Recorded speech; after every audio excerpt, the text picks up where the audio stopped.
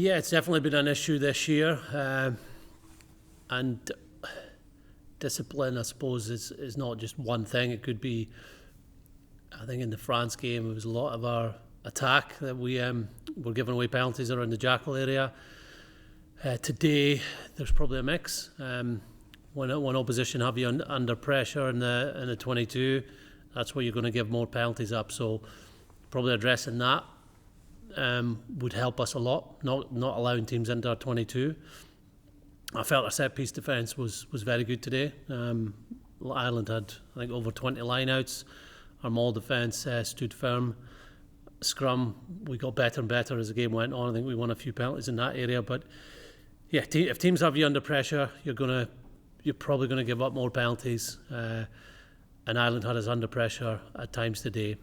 The ones where we're really disappointed with and have been disappointed throughout the championship is ones when we're not under pressure. So whether someone jumps offside or comes through a ruck when it's not on, and they have been part of our game this year, and that's been disappointing for us as a coaching group as much as it is for the players.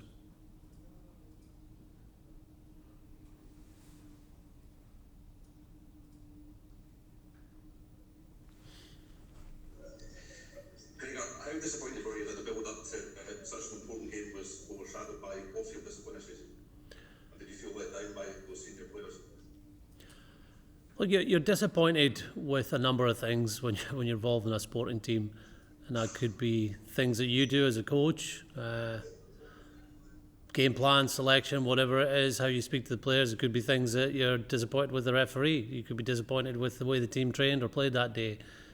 Things happen. Obviously, what happened on Sunday was disappointing.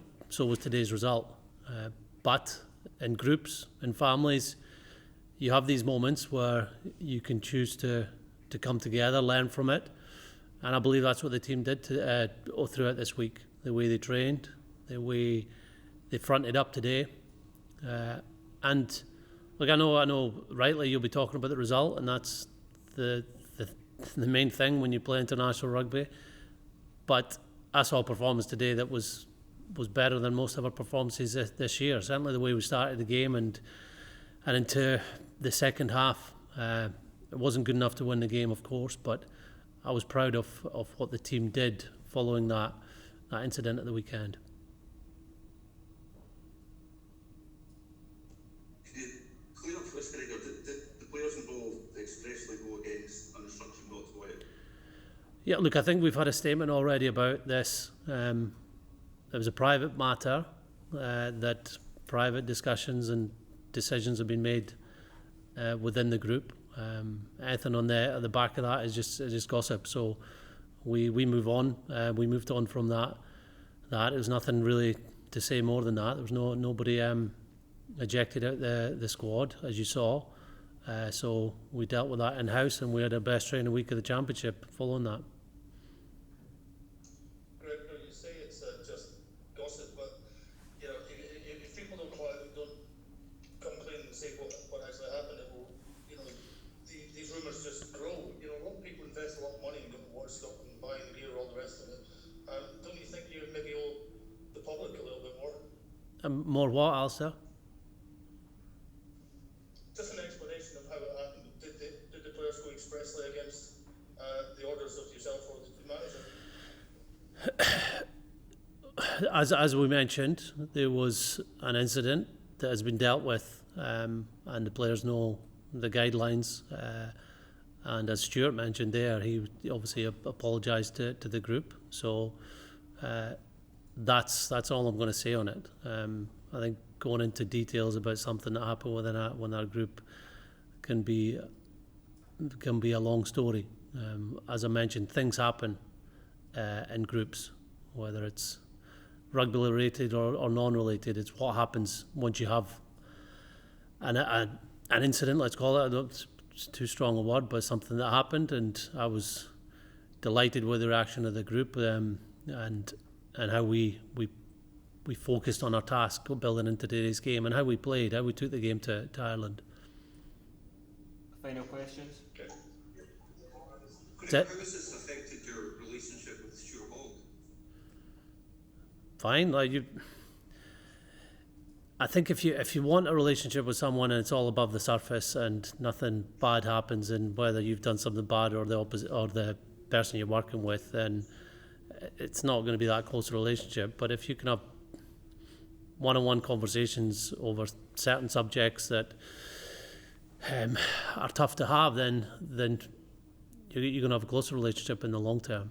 I don't think anybody's asked me a question about the game apart from Steve. So it's up to you if you want to ask any more questions about the rugby. Gregor, can I ask how do you think Blair went in his, well, it's not his first start, but how did he go at 10? Yeah, I thought he played very well. He was a real threat with his passing game, his running game. In that first half, we were finding space. We were putting Ireland under pressure. I thought he defended well too. He was unlucky. He had one really good kick that Darcy got penalised for, which we felt was a block by Ireland, but we didn't get that decision. So yeah, for a first Test match, first Six Nations match at 10 against such a good side, I thought he played very well. Gregor, what are your overall reflections on the tournament? Yeah, disappointed. Obviously, we as coaches will look more at the performances and the fundamentals of our performances.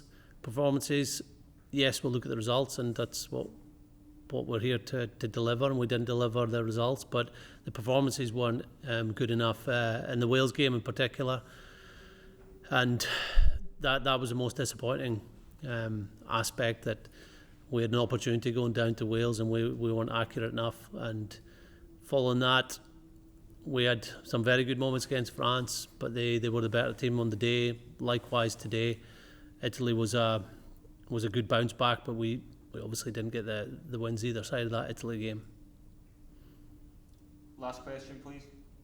Gregor, you obviously had the aim of trying to be in the mix for the title come the final day. You've fallen short, as we mentioned, the discipline issues kind of on and off the pitch last week.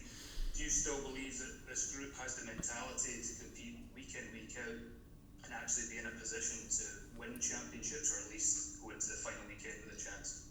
Yeah, that's a good question, and we'll have to see. We'll get a real challenge in the summer. We go away from home and we go to Argentina.